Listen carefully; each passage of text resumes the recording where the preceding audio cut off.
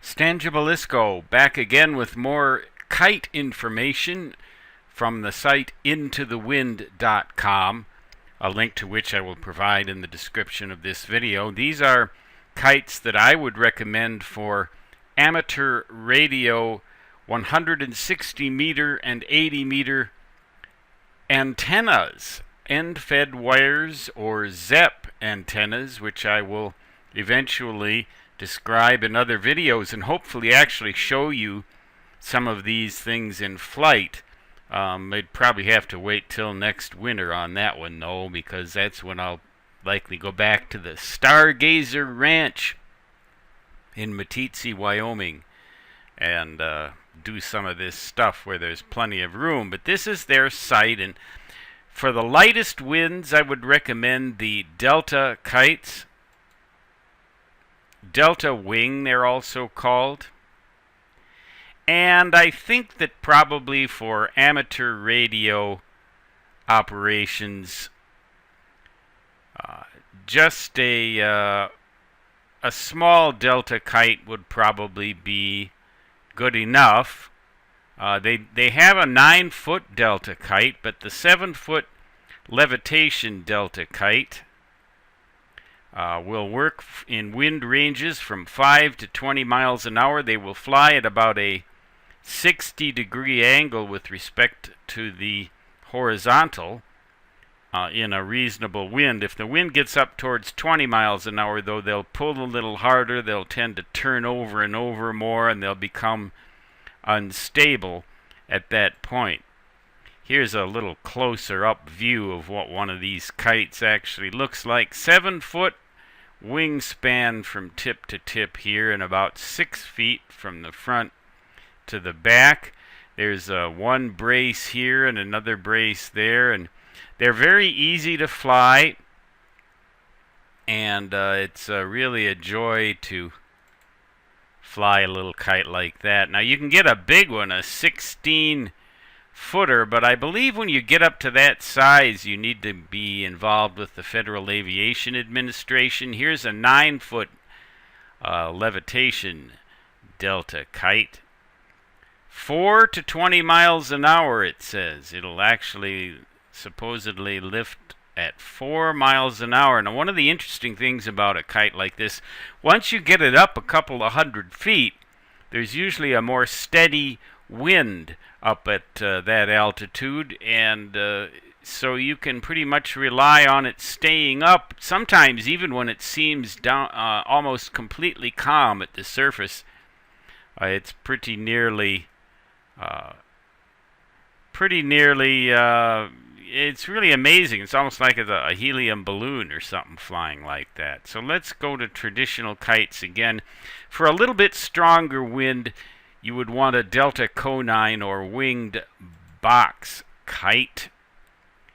This is a very good one right here. A very simple, and these things will pull quite hard. When you get up to 25 miles an hour, 6 to 25 miles an hour. I would recommend maybe 10 miles an hour up to 20 or 25. Like the Delta Wing kite, they will become unstable if you have a wind over 25 miles an hour. They will turn over and over and over. But when you have about a 10 to 15 mile an hour wind, a kite like this will fly almost straight up and down. Almost straight up and down. It's really amazing. So if you want your half-wave 160 meter ZEP to be pretty nearly vertical, like a J-pole in effect, that'll work. This kind of a kite will work very well for that, and they only have to be about 6 feet from tip to tip in the wingspan here. I'm not sure how large this is, but it's, I guess, about 5'11" by 2'6". So that would be just about 6 feet from tip to tip. About 6 feet there and about 5 feet there. I've had both of these types of kites. And then finally, when you get a little bit more wind and you want a kite that'll that'll stand up to gusts of up to around 25 or 30 miles an hour without any serious instability problems. You can get one of these parafoil kites, and this is a very good one right here, the Parafoil 5. It'll work with winds up to 30 miles an hour. I doubt that this thing will function in a 5-mile-an-hour wind. I just find that difficult to believe. But these types of kites, these parafoils, inflate by themselves from the air pressure. They have absolutely no rigid parts. You can just about put one of these in your pocket. You can easily get it into a paper grocery bag. Stay away from those plastic bags, though, will ya? I mean, those things are the bane of our existence, aren't they? But anyway, these parafoil kites sure aren't. They're fun to fly, and they fly at a little lower angle too. I mean, 30 degrees with respect to the horizontal in a 30-mile-an-hour wind. So you will have a much sharper slope to your antenna with one of these kites. And once you get over 30 miles an hour, you're going to be challenged to fly any kind of a kite. And they must be referring to gust speeds here, because a 30-mile-an-hour sustained wind would probably have gusts up around 60 mile an hour, and I've never, ever seen a kite stay up in a 60-mile-an-hour wind gust. I just haven't seen it happen. So if you have, email me and let me know, but I wouldn't want to be messing with kites in that kind of a breeze. Stan Gibilisco, those are my recommendations.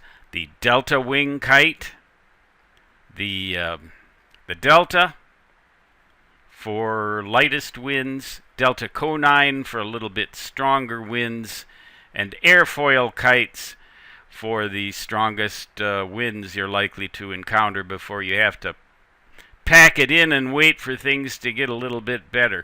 A box kite, let's just see what that'll do. A classic box kite, wonder, 23 mile an hour. See, you'll never see a wind more than 30 miles an hour recommended for kite flying. I don't think, anyway. So that's a little more ham radio kite sloper, kite vertical antenna tips from yours truly, W1GV Whiskey 1. Good vibrations. Back to outer space where arguably I belong. Until next time, so long.